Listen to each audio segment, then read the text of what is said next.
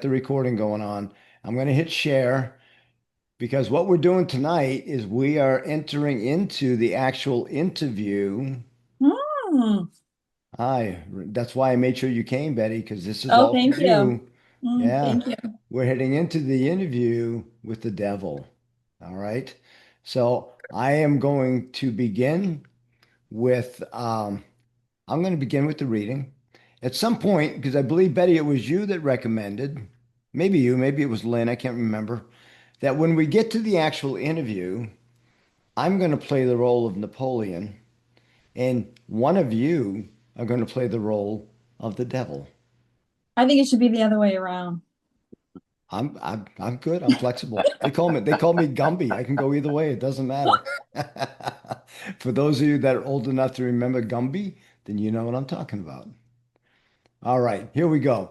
While you are reading the interview with the devil, you will recognize from the brief description I have given you of the history of my life what a desperate effort the devil made to muzzle me before I gained public recognition. You will understand also, after reading the interview with the devil, why the interview had to be preceded by this personal history of my background. Before you begin to read, can you guys see? Am I sharing? You got it? You good? I can see. I just Okay. got my book out. Okay, we're good. Mhm. Before you begin to read the interview, I want you to have a clear picture of the final fling that the devil had with me or had at me, and be it remembered with profit that it was the final fling which gave mercy a chance to turn and twist the devil's tail until he squealed out his confession. The devil's undoing began with the Depression in 1929. Remember, this book was written before he actually published Think and Grow Rich. Actually, it wasn't published, it was written. His wife wouldn't allow him to to publish it because of the title, right? An interview with the devil. That just wasn't going to go over well during those days. The Devil's Undoing began with the Depression in 1929. Through that fortunate turn of the wheel of life, I lost my 600-acre estate in the Catskill Mountains. My income was entirely cut off. The Harriman National Bank, in which all my funds were deposited, folded up and was swiped out. Before I realized what was happening, I found myself caught up in a spiritual and economic hurricane, which evolved into a worldwide catastrophe, of which force that no individual or group of individuals could withstand. Now, understand, at this stage, Napoleon was a pretty wealthy man. He had properties. He had a couple of Rolls Royces, from what I understand. I mean, he had made it in life. And then the Depression came around and tore all that away from him, along with many other people who lived through the Depression. So now he's going through something that many of us can't even imagine. What would happen if everything that we owned in our lives were suddenly taken away from us from the economic situation? As I say those words, and we think about what we're going through in today's economy, is that possible? Yes, I think it Yeah, is. yeah. And how would you handle that, Mhm. right? So I think it's really interesting that we're reading this book at this time because history repeats itself. I'm not prophesizing anything. I'm just saying it's interesting. While waiting for the storm to cease and the stampede of human fear to stop, I moved to Washington, D.C., the city from which I had made my start after my first meeting with Andrew Carnegie, nearly a quarter of a century previously. There seemed nothing for me to do except sit down and wait. All I had was time. After 3 years of waiting without tangible results, my restless soul began to push me back into service. There was little opportunity for me to teach a philosophy of success, when the world around me was in the midst of abject failure, and men's minds were filled with fear of poverty, the number one fear, the fear of poverty. This thought came to me one evening while I was sitting in my automobile in front of the Lincoln Memorial on the Potomac River, within the shadow of the Capitol. With it came another thought. The world had staged an unprecedented depression over which no human being had control. With that depression had come to me an opportunity to test the philosophy of self-determination, to the organization of which I had devoted the better portion of my adult life. Once more, I had the opportunity to learn whether my philosophy was practical or mere theory. I realized the opportunity had come to test a claim that I had made hundreds of times, that every adversity brings with it the seed of an equivalent advantage. What, if any, I asked myself, were the advantages to me of a world depression? When I began to look for a direction in which I might move to test my philosophy, I made the most shocking discovery of my life. I discovered that through some strange power which I did not understand, I had lost my courage.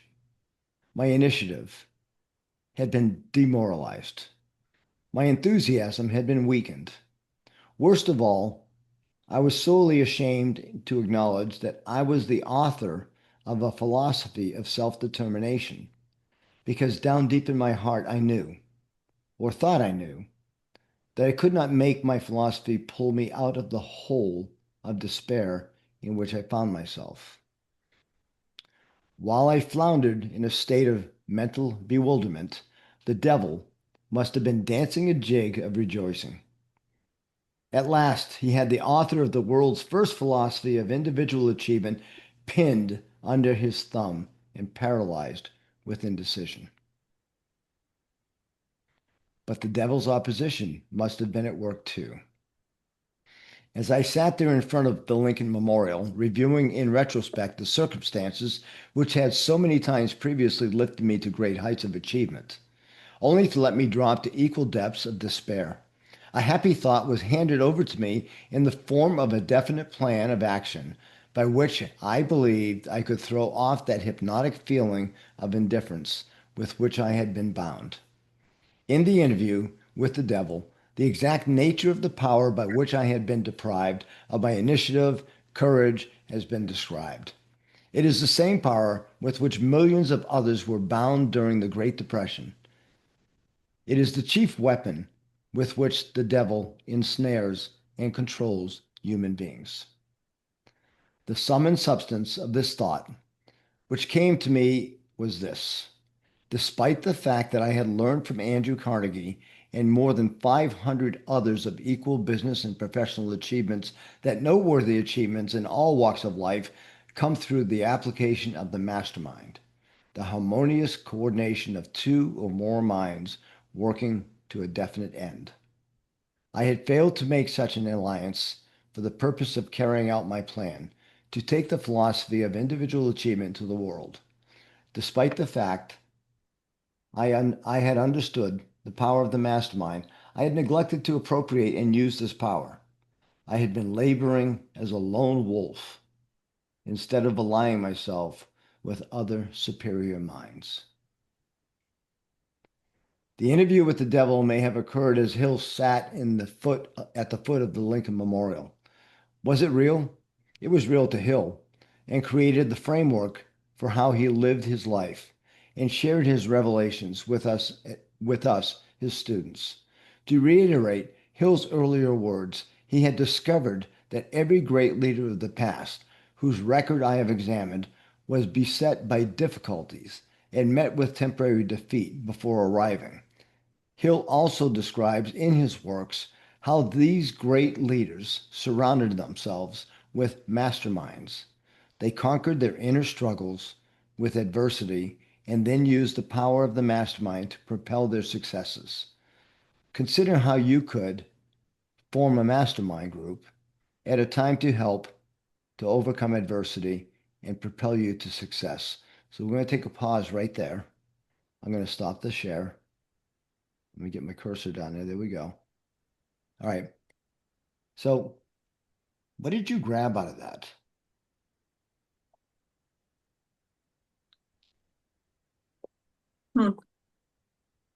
guess he's operating in fear, but he's on his own. He called himself a lone wolf, and he thinks that if you have like a team or like a couple people behind you, that's the way to approach like a problem or something like that to stop like inaction. And he Yeah, said he needed to gain his courage back. So maybe courage comes in numbers. I don't know. and Sean, I think that's a great statement, right? Maybe courage comes in numbers. If we are aligning ourselves with people who are of the same thought, pursuing the same types of goals, and willing to meet consistently once a week, every couple of weeks, to support and engage in conversation that might help us, do we really need to go this thing alone? I think, for the first time ever, we have more men in the room than we have women. I can't even see how many men there are or how many people there are. Well, there's four men and there's three women. That's a first. And I'm just going to share this from a man's perspective. Oftentimes, we're raised to think that to ask for help is a sign of weakness. And when Hill shares that the thing that he was missing was he had not aligned himself with a mastermind, two or more beings coming together to support and help each other achieve our common goals, was simply saying we don't have to go this alone. And now look, I'm not eliminating the women in the room either. We all fit in the same place. We try to figure things out by ourselves. We don't want to show, this is just my opinion, we don't want to show our weaknesses. And so it causes us not to ask for help. Has anyone experienced something where maybe you just needed to ask for help to get to the next step?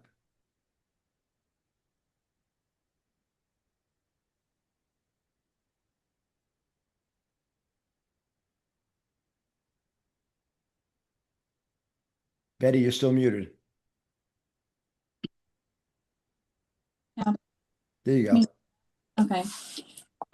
Several instances, as much as I didn't like to ask for help, I had to ask lots of people to help me after the hurricanes.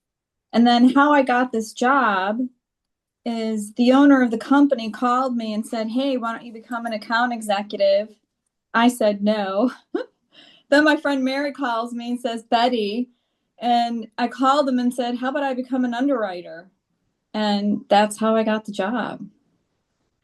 I didn't want to, but that's, you know, It's interesting, and congratulations for getting a new opportunity. It's interesting that sometimes we don't think we need help. We think we got this. We can figure mhm. this out. And then an opportunity gets thrown at us, and we respond with, yeah, no thanks. And then we realize there might be something deeper, something better that we can do, right? So uh, I think at least what I'm interpreting from what I'm reading right now as we enter into the actual interview is Hill is saying, you know, I mean, he went through some rough times.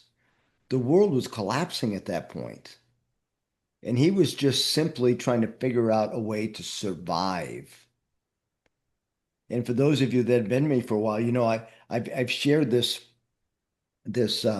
four steps of sur survival, stability, success, and significance. And that survival stage can hit us at any time. Think about the millionaires in that day in 1929 when the market was crashing, who went from significance to survival in 24 hours. I mean, it happened that quick. And how many of them were not willing to ask for help because they didn't want to show the weakness? They were afraid that they would be perceived as failures when everyone around them was going through the same thing. So, what would happen if you just brought those minds together and worked to help each other recreate during a time of turbulence. May I share something that I've been learning? These loans that I've been underwriting, I Absolutely. find that a lot of people are using bank statements. These are people from Brazil.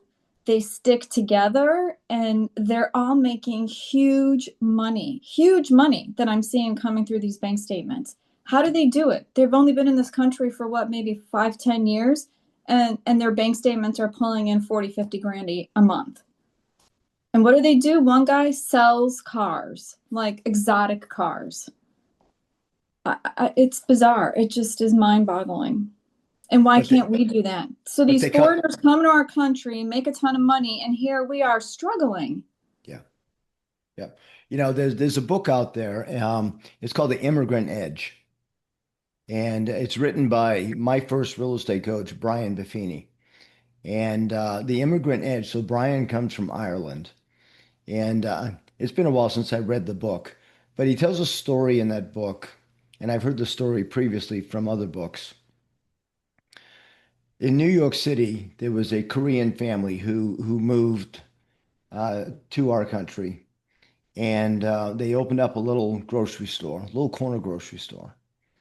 And the first thing they did was they cleaned it. They made it spotless, and they were open 7 days a week, 24 hours a day, and they were just doing what they needed to do to provide what they needed to have. Until one day, there was a sign on the door, and it was closed. And it was closed. The explanation on the sign was to attend their son's graduation at Harvard University. Wow. So this family devoted all of their efforts. And we're not talking, when I think of family, I think of my wife, my two children, that's family. No, this family was bigger than that. And everything they did was to provide a better opportunity for the next generation, right? And so they put everything they had into it. They had a definite major purpose. They gave everything they had, whatever it takes, to get their son to graduate from Harvard. It might have been, I think it's Harvard. It might have been Yale. I'm not sure. But at the end of the day, why do we have to go this alone? Why can't we pool? Betty, what you just shared with us, chances are those folks are pooling their knowledge, their monetary funds. They're doing whatever it takes to become whatever it is they can become. Yet in our country, we tried to do it alone. And we go into debt rather than forming partnerships, right? Forming partnerships, relationships that help us to achieve whatever it is that we want to achieve. I don't know. Anybody else, any comments about that?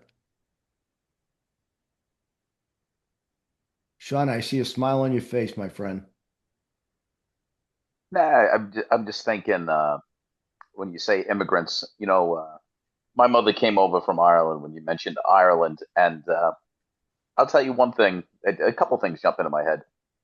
Um, I grew up poor, but I had basic necessities met. And I will say this, I was the second one of my family to go to college. And I'll just tell you a little bit about me. Um, I was kind of I wouldn't say lazy, but only certain things interested me. It would be like history, English. I was horrible at math. I was good at, I can tabulate numbers pretty good. But I started taking a couple of AP classes, and you know, I was landscaping, and my mother actually said to me, "I'll tell you a good story about the Marines with me afterward." But long story short, I go to college, and what happened is, and it's kind of when your back's to the wall. I was landscaping, cutting trees down, and I saved $5,000 up, and a whole bunch of guys. We had a house, and I was going to move in. It was great. I didn't have to take out a student loan. I was good. I was set, and I was still going home to landscape. And my mother came to me, and she ran up her credit card because my sister got married, and she paid for the rehearsal dinner and a couple other things. And I gave her everything I had. And I went to school with $150 in my pocket. And I just met you guys in a group, but I'll tell you this. My back was to the wall, and I was still working. And I was like rowing at the time, rowing, working, and going to school. And with my back to the wall, I didn't have enough money for an apartment. So I actually lived in my truck from September to February. I was taking 18 credits and I pulled a 4.0 and I was like, I can do this. So when your back is to the wall, you know, you can hit it. So like immigrants and things like that, maybe that's like your other self kicking in. But I will say when I fast forward to my own kids now, I've given them things and stuff like that, and I don't see the drive in them. So that one kid going to Harvard, I don't know what the difference is with that there. They don't, my guys don't have the drive. I have three kids. One of them has drive, but the other two they don't have the drive that I possess. So I don't know. So that's what I was just kind of smiling about there. I think Yeah. if your back's to the wall, you're gonna do what you're gonna do. Yeah. Yeah. Thank you for sharing that, Sean. And you know what? You've been in a group long enough. We're good. I mean, it's good information because it's I remember a commanding officer I had. I was stationed in Charleston, West Virginia, and I remember she was the first female recruiting commander in the recruiting field in the Marine Corps. And she said to me one day, she said, "You know what?" She said, "When you get pushed up against the wall, you just come out fighting." And I remember my dad telling me when I was a young kid, I always knew how to get you to do what I wanted you to do. I just told you you couldn't do it. So it's a spirit that some of us have within us. And I like you, I wasn't great in high school. I went to college, but I didn't complete college. It was a struggle for me because I was bored. I wanted to do better things, and I learned better from associating with people. And I think that was a very valuable thing for me to have. Was I read books. I read books a lot now, and I learn lessons from those books. But I really can gain more and help more if I engage with people. And when I'm pushed up against the wall and somebody tells me you can't do what you want to do, yeah, watch me. I'm going to do it. So sometimes that might be a generational thing, right? I have two kids, two college graduates. They both have never come back to ask for help. They've done well on their own, but at the end of the day, it is different today. And so how can we inspire? Hey, Murner, I finally see you I see your face. How you doing, my friend? Um, how can we inspire this generation to have that ambition, to do what they need to do, to live the life they want to live, and not just be satisfied with whatever they're given? I know that I made a promise to my kids that I would pay for their college, they would graduate debt free. And sometimes I question that. And I was successful at that. They graduated debt free. But sometimes I question, would it have been better if they had to work harder and fight harder to get what they wanted, right? Because that's what build us. That's what builds our character. Anyone else? Anyone else have comments about that? We all have stories.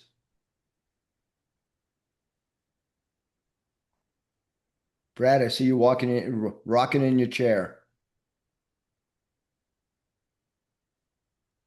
I just can't help but think I'm kind of in the process of younger kids and their development and how I feel like, I mean, I was put through some stuff growing up. I know I might be one of the younger ones in the group, but some of those hardships have really developed me to who I am. And so, it's as tough as it is. Everybody wants to be their kid's best friend nowadays, I feel like. And um, my teenager told me something about being an alpha dad out of anger the other day. He said, "Oh, enough with this alpha dad stuff." And I thought to myself, if that's the way he views me, it's showing that he sees that I care, and what drives him nuts today will hopefully develop him into a fine young man someday. So it's Yeah, my two. yeah, the example you set, Brad, is the example they follow, right? It's the example they follow. And I had a similar situation as I was raising my son. And I'm happy to say both my kids have their own opinions and they live their own lives and I respect the opinions that they have. I often tell people you have a right to your opinion. That's why I serve my country, to give you that right and to maintain that right to be able to do that. I'm not going to judge you for that, but at the end of the day, I think the things that we miss nowadays is leadership and respect. We need leadership to stand up for what's right. Whatever you think is right, that's your right, and respect for each other's opinions, right? And I think as they were going through this Great Depression, when Napoleon was writing this book, which was written before Think and Grow Rich, which was his major accomplishment, I mean, was all about what the trauma and the trouble that these guys were going through. And who was stepping up to lead. And this was his opportunity, based on what we just read. It was his opportunity to show what this philosophy could actually provide. So it was his opportunity to take this adversity and turn it into a benefit, to a success. Brad, did you have something you wanted to add? Yeah, well, it made me think of Betty. This has been a while back, but you were really struggling with something or another, and one of my questions was like, how much, how much trouble do we really need to be in order for development, And I think Frank had some advice that, hey, and I said, well, everybody says when you're in a pinch, you're in the right place, for development. And I think it's awesome today to hear that something new is blossoming in your life after the storm. Yeah, thank you. I regret not making a call to this gentleman years ago, 2 years ago, to ask him for a job. I don't know why. I'm kicking myself like there's no tomorrow right now. So follow your gut. That's the lesson learned. So, Betty, leave the past in the past. Stop looking backward. Just look forward. Right? Exactly. Right. Yeah. Yeah. Yeah. Well, you could have made that call before, but you didn't. And now you have. It's all good. You're Yeah. now going to go on as Brad said, a different journey. And does anyone else have anything to add before we go back to the reading? And who would like to read next? I'll read for you, I love it, Betty. Thank you. I'm going to share the screen. but I'm going to read the book because on the phone, it's a little off. I got it. No problem. Just want to make sure everybody else can read along with you. Now Mhm. we are into the analysis. Go for it. An analysis. Let us now briefly analyze the strange interview you are about to begin. Some who read will want to ask after they finish it, did you really interview the devil or did you merely interview an imaginary devil? Some may wish the answer to this question before they begin the interview. I will answer in only truthful way I could answer. My saying that the devil I interviewed may have been real, just as he claimed to be, or he may have been the creation of my own imagination. Whichever he was, whether real or imaginary, is of little importance compared to the nature of the information conveyed through the interview. The important question is this: does the interview convey dependable information which may be helpful to people who are trying to find their place in the world? If it conveys that sort of information, no matter whether it is conveyed in the form of fact or fiction, then it is worthy of serious analysis through careful reading. I am not concerned in the least as to the real source of the information or as to the real nature of the devil, whose astounding story you are about to read. I am concerned only with the fact that the devil's confession squares perfectly with what I have seen in life. I believe the interview does convey information of practical benefit to all who have not found life to be friendly. And the reason I believe so is the fact that I have made the central theme of this book yield to all the happiness I need in the best form suited to my nature. Am I reading too fast? No, you're good. I have had experience with enough of the principles mentioned by the devil to assume that they will do exactly what he says they will. That is enough for me. So I pass the story of the interview on to you for whatever you may be able to make it pay in useful dividends. Perhaps you will get the greatest values if you accept the devil as being what he claims himself to be, relying upon his message for whatever it may bring you that you can use, and not worry as to who the devil is or whether he exists. If you want my if you want my honest personal opinion, I believe the devil is exactly who he claims to be. Now let us analyze this strange confession. After forcing his way into the consciousness of the devil, my earthbound began the unwilling interview with questions which could not be evaded. I guess I was reading fast, right? No, you're good. Hill, You're absolutely good. okay, Hill, Mr. Earthbound, interrogates the devil in an almost courtroom atmosphere. Somehow, the devil is obligated to give complete and accurate answers. How is this done? Perhaps Hill forced the devil's confession by forming a mastermind, possibly with his wife. The harmonious coordination of two or more minds working to a definite end. To exert the power of God, the great storehouse of infinite intelligence, wherein is stored all that is, all that ever was, and all that can ever be. Perhaps Hill won the right to accurate responses by being a thinker in control of his own mind, who mastered all his fears. Thanks to the mastery and control, Hill could demand true and accurate responses from the devil. In any event, Hill forces the devil to expose his tricks and wiles so that he may counter them and avoid the pitfalls in our lives. All right. Thank you, Betty. I appreciate that. Great Sorry. reading. Thank you very much. No. So, did anybody grab something out of that whole reading? What are you interpreting is going on here? Do you really believe he's interviewing the devil? I don't know. Do you? Yeah. Is he interviewing the devil?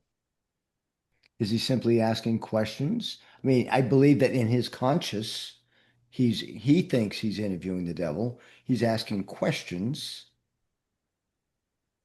or he's I don't think preparing. I don't think he's interviewing the devil, but when he really thinks about the problem and what's behind it, um, it makes you feel like your problems are the devil. He's associating problems with the devil. Yeah. So my question would be, Betty, and for everyone in the room, what is the devil? Your Yeah, fear. I know that. Thank you. I know that being raised in a Catholic church, I have an image of the devil that was bestowed upon me from my education. But really, as you read this book, what is the devil? It's the fears, the six fears: poverty, criticism, loss of love, ill health. I mean, these are all things that cause us to make or not make decisions that would be beneficial to us. And so and of course, I've read this book before, and perhaps some of you have as well. And I know when I first read the book, I thought it was kind of strange. But now, as I'm rereading the book, I'm saying, okay, well, wait a minute. Maybe he's trying to tell us that there's something inside of us, not the devil that we perceive from our education, but things that cause us to not be who we can potentially be. There's something that causes us not to follow the things that we are certainly capable of following. Anyone else? Emmanuel, you've been quiet this evening. You got anything to add here? Yes, I think looking at what we have been reading, what I can say, I think here the devil is representing all forms of evil, and especially how our minds also contribute in terms of making that limit us in what we can do. Yeah, yeah. Mhm. I tend to agree with you. I tend to agree with you. It's Mhm. anything that represents what stops us from doing the things that we are capable Mhm. of doing, and yet we question our own abilities. And so many people, we all know someone Mhm. who is personally capable of achieving such a It's not about success, but a greater stage in life. If they had just believed in themselves. And when we think about the principle of faith, as written in Think and Grow Rich, it's the second principle, right? You got desire, you got faith, and having faith in yourself, in your own personal abilities to achieve whatever it is that you want to achieve. And in the reading of that book, what comes to mind for me is we would not be given from the universe, the powerful universe, whatever you want to call it, God, Buddha, whatever. The universe would not allow us to believe that we could achieve something unless it was in fact possible for us to achieve it from within ourselves. So if we're able to think it, conceive it, if we're able to conceive it, the next step is we have to believe that we can do it. And the truth is, we wouldn't be able to conceive it if we couldn't do it. So we just have to accept the fact that we can believe that we can accomplish it. We just have to create a plan and follow that plan into action to make it happen. So whatever we can conceive and believe, we can achieve. It's our belief system that needs work. We have thoughts all the time. Every one of us has had thousands of thoughts just today. But we have to be able to believe that we can take that thought, because thoughts are things. We can take that thought, bring it into our belief system, create a plan of action so that we can achieve it, and then just act. And if you follow the action steps, the achievement is going to come. It's plain and simple. Right? Anyone else have any comments before we move on? We've got about 20 minutes left, so we got plenty of time. Yolena, I'm not going to let you hide back there in Ohio. What are you picking up out of this? I'm just listening. Actually, I had a really long day. I've been just listening to everybody's comments and You've trying had a to soak long it all up. day. You're in beta mode. You Yeah. can accept all the information, right? Yeah. Yeah, it's okay. It's all good. It's all good. I just want to make Mhm. sure everybody has an opportunity to share whatever your thoughts are. And although you may be consuming the information, something's going on, right? Mhm. You're thinking about something. So don't be afraid. This is a very safe space for us to share whatever we're thinking so that we can all support each other. In my mind, this in fact is a mastermind, and we get to help each other through whatever we're going through. So who would like to read now? The interview is beginning. Betty, is this where we start? Yes, Is where we start. So what's the role? What am I playing? you're the devil. We got to I'm keep you consistent throughout the entire book. all right. So I'm going to be the devil. So that means I'm the answer. So who's going to be the interviewer? At least for tonight. Who's going to interview me tonight? If no one volunteers, I'll keep reading. But someone's got to. What about the gentleman who liked English? I forgot his name because I Sean? can't see anyone. Sean, there you go. Sean, you Yeah, want to you be want me? you want to be the Yeah, interviewer? Okay. I'll give it a shot. Hopefully, I won't Okay. mess it up too much. Okay, here goes. Here begins the interview with the devil.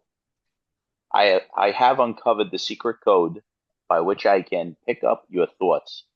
I have come to ask you some very plain questions. I demand that you give me direct and truthful answers. Are you ready for the interview, Mr. Devil? Yes, I am. I am ready. But you must address me with more respect. During this interview, you will address me as Your Majesty. By that right, do you demand such royal respect? You should know I control 98% of the people of your world. Do you not think that that entitles me to rate as royalty? Excuse me. Hi. Are we sharing?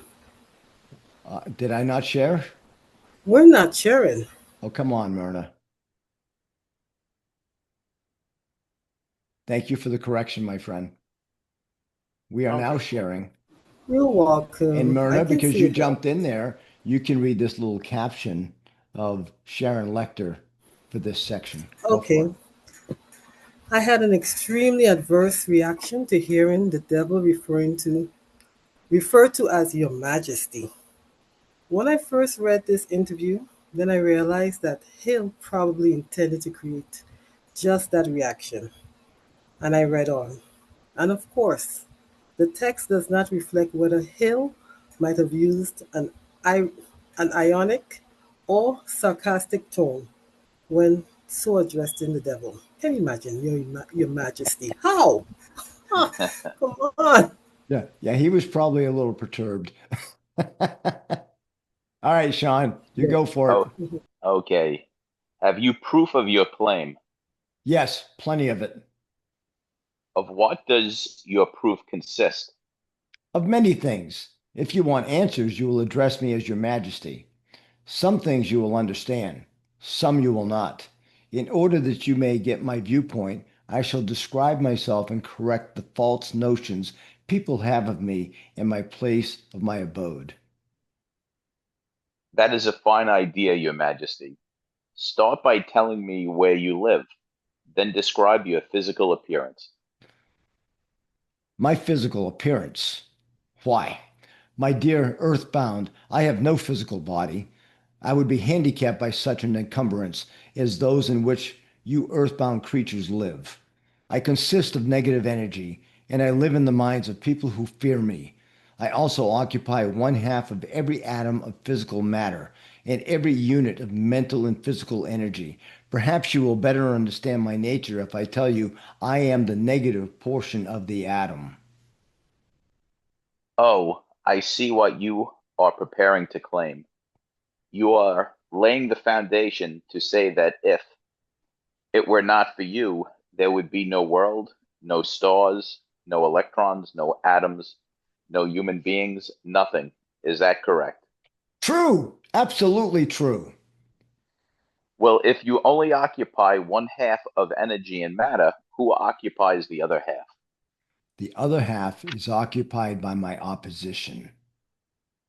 Opposition, what do you mean? The opposition is what you earthbound call God. So you have the universe divided up with God. Is that your claim? Not my claim, but the actual fact.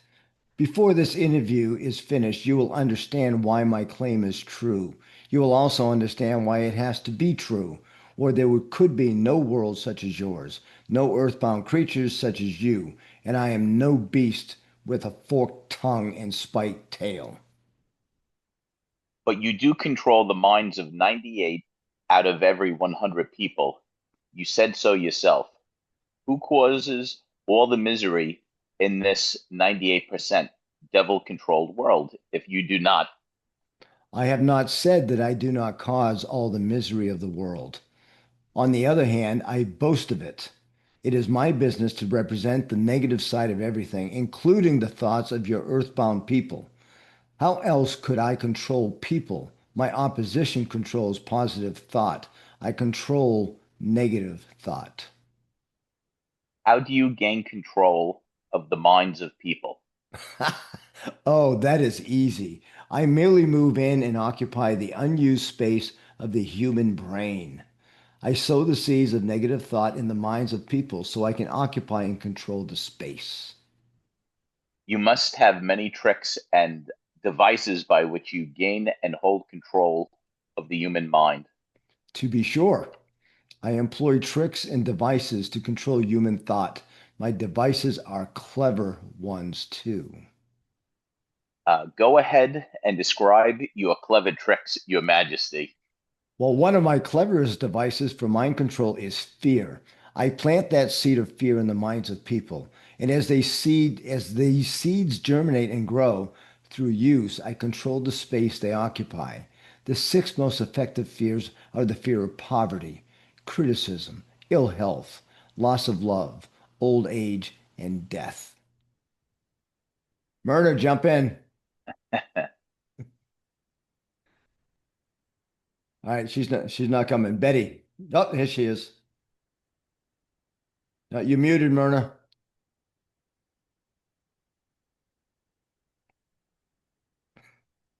I am so sorry.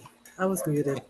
Okay, so am I reading the notes here? Yeah, you're just Okay, reading the notation. That's your role. says the devil.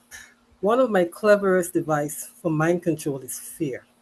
The fear of poverty, criticism, ill health, loss of love, old age, and death. All right. Thank you. Sean? Okay, which of these six fears serve you most often, Your Majesty? The first and the last, poverty and death. At one time or another during life, I tighten my grip on all people through one or both of these. I plant these fears in the minds of people so deftly that they believe them to be their own creation. I accomplish this end by making people believe I am standing just beyond the entrance gate of the next life, waiting to claim them after death for eternal punishment. Of course, I cannot punish anyone except in that person's own mind through some form of fear, but fear of the thing which does not exist is just as useful to me as the fear of that which does exist. All forms of fear extend the space I occupy in the human mind. Your Majesty, will you explain how you gain this control over human beings? The story is too long to be told in a few words. It began over 1 million years ago when the first man began to think. Up to that time, I had control over all mankind. But enemies of mine discovered the power of positive thought, placed it in the minds of men, and then began to battle on my part to remain in control. So far, I have done quite well by myself, having lost only 2% of the people to the opposition. I take it from your answer that men who think are your enemies. Is that right? It's not right, but it is correct. Tell me something more about the world in which you live. I live wherever I choose. Time and space do not exist for me. I am a force best described to you as energy. My favorite physical dwelling place, as I have told you, is in the minds of earthbound. I control a part of the brain space of every human being. The amount of space I occupy in each individual's mind depends upon how little and what sort of thinking that person does. As I have told you, I cannot entirely control any person who thinks. You speak of your opposition. What do you mean by that?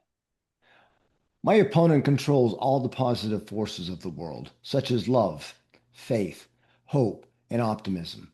My opponent also controls the positive factors of all natural law throughout the universe, the forces which keep the earth and the planets and all the stars balanced in their courses. But these forces are meek in comparison with those which operate in the human mind under my control. You see, I do not seek to control stars and planets. I prefer to control the minds, the human minds. Where do you acquire your power, and by what means do you add to it? I add to my power by appropriating the mind power of the earthbound as they come through the gate at the time of death. 98 out of 100 who out of every 100 who come back to my plane from the earth plane are taken over by me and their mind power is added to my being. I get all who come over with any form of fear. You see, I am constantly at work, preparing the minds of people before death, so I can appropriate them when they come back to my plane. Will you tell me how you go about your job of preparing human minds so you can control them? I have countless ways of gaining control of human minds while they are still on the earth plane. My greatest weapon is poverty. I deliberately discourage people from accumulating material wealth because poverty discourages men from thinking and makes them easy prey for me. My next best friend is ill health. An unhealthy body discourages thinking. Then I have countless thousands of workers who on earth who aid me in gaining control of human minds. I have these agents placed in every calling. They represent every race and creed, every religion. Who are your greatest enemies on earth, Your Majesty?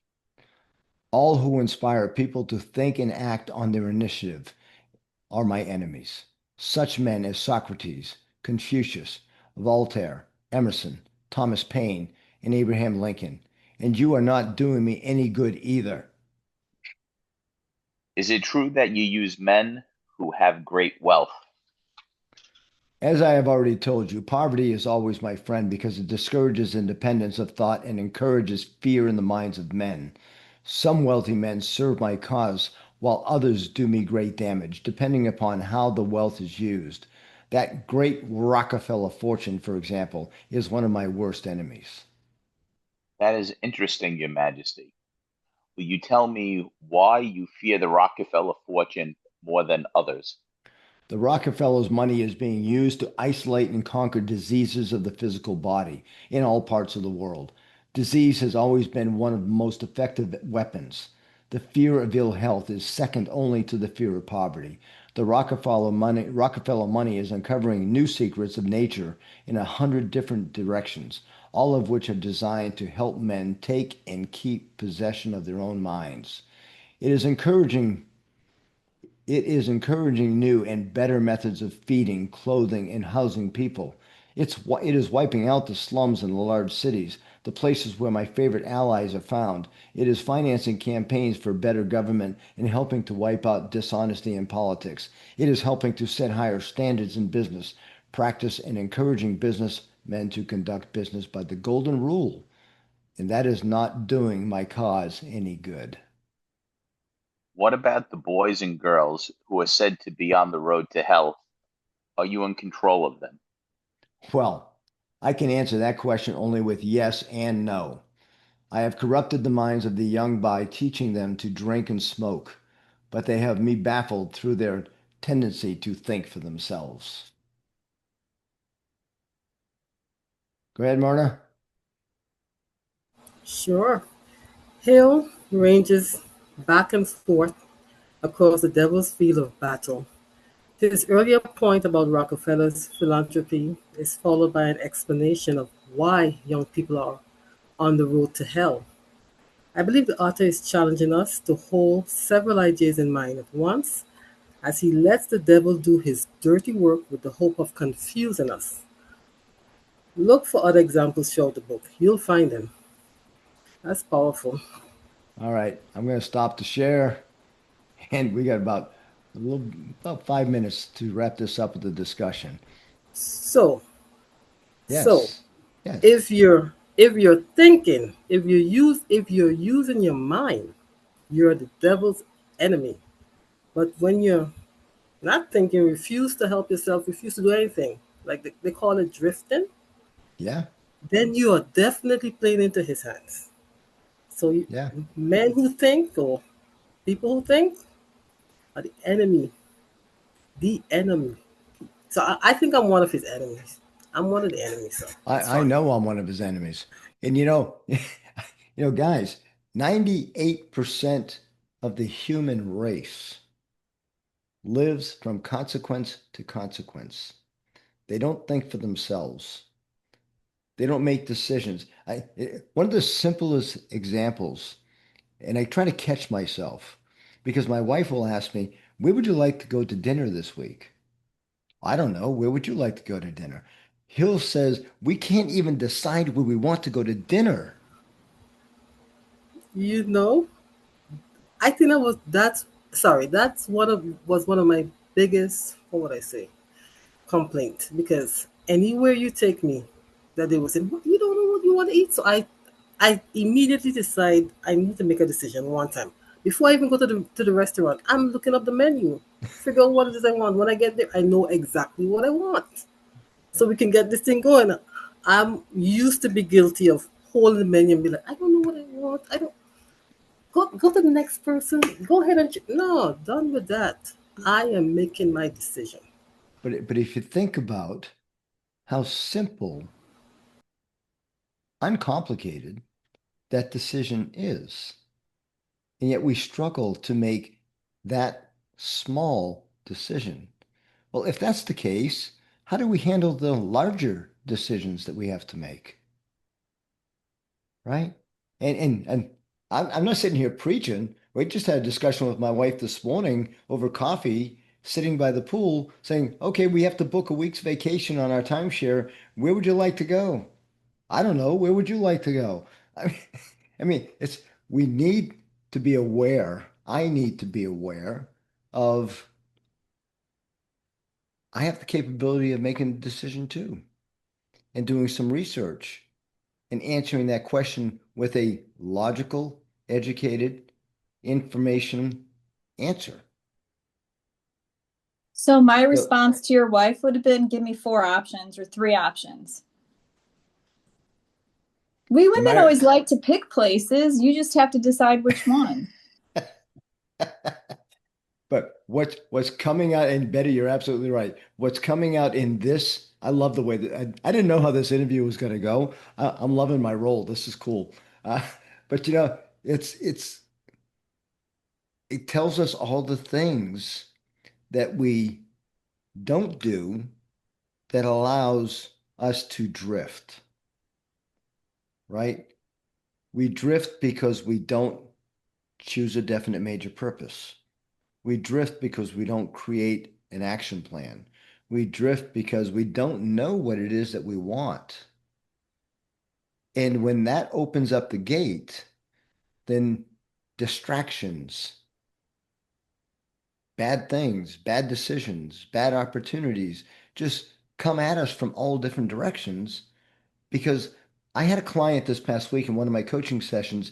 She said, Frank, I'm really having a hard time making decisions. And I never used to have a hard time making decisions. Well, I said, well, when did you find that you were most capable of making good decisions? She said, when I knew exactly what I wanted. Because when I knew exactly what I wanted, if anything came into me for a decision that didn't align with my major purpose, with what I wanted to do, then the answer was no. In her career, she became the person in charge, and now she's serving a whole bunch of other people. She runs a real estate brokerage. Her biggest fear is agents leaving because she makes the wrong decisions.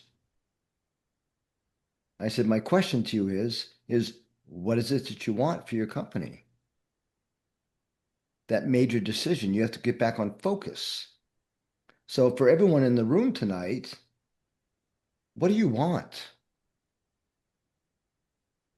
It goes back to that simple question that causes us all to have deer in the headlights. What do you want? When you identify what you want, you're able to focus, create a plan, and then take action. And if you do that, you're the devil's enemy because you're thinking for yourself, you're making your own decisions, and you're moving forward. I don't know. That's what I got. Anybody have anything to share? I got 801. I'll go longer.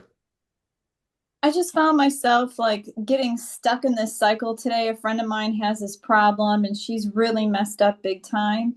And I kept thinking and thinking and thinking. So I had to stop and said, let's think about some positive things. I tell her to do that all the time when she calls me. And I just have to change my thought pattern and get out of that circle, negative circle. Betty, thank you for sharing that. Somebody said to me here recently, I can't remember, it was the last couple of weeks, what would you say to somebody else that was saying the same things you're saying? Mm-hmm. Right? And you just said it. You gave them advice, but you're not giving yourself advice. So sometimes step out of the situation we're in and turn to we've got this term, our other self, and say, okay, here's the situation. What are we going to do about it? And ask ourselves the same questions or guide the same direction that we would give to the people that we love and want to serve when they're coming to us with the same problems, by the way, that we all face.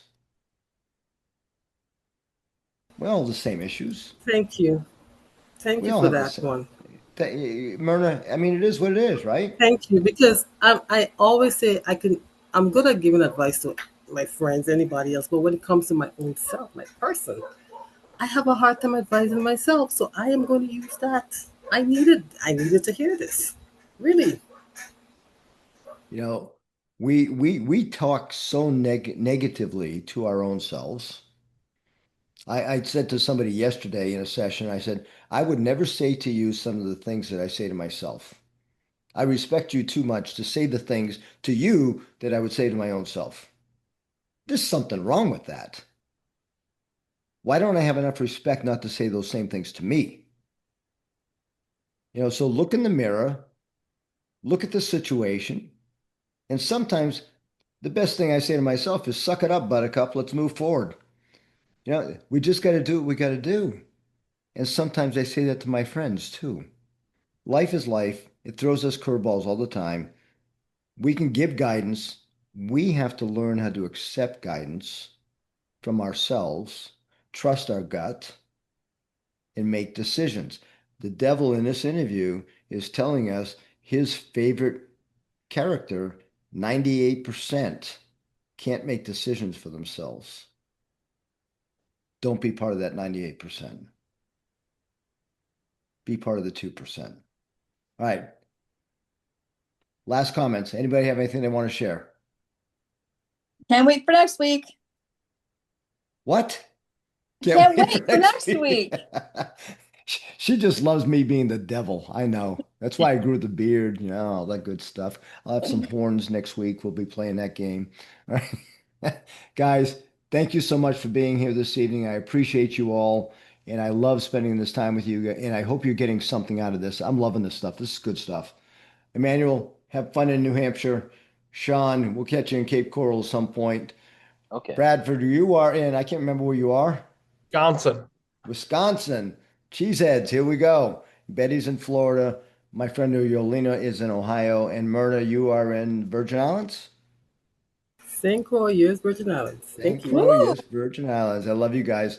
Have a good night. Thanks. All right, cool. Bye. Take care, everybody. Awesome. Take care, guys.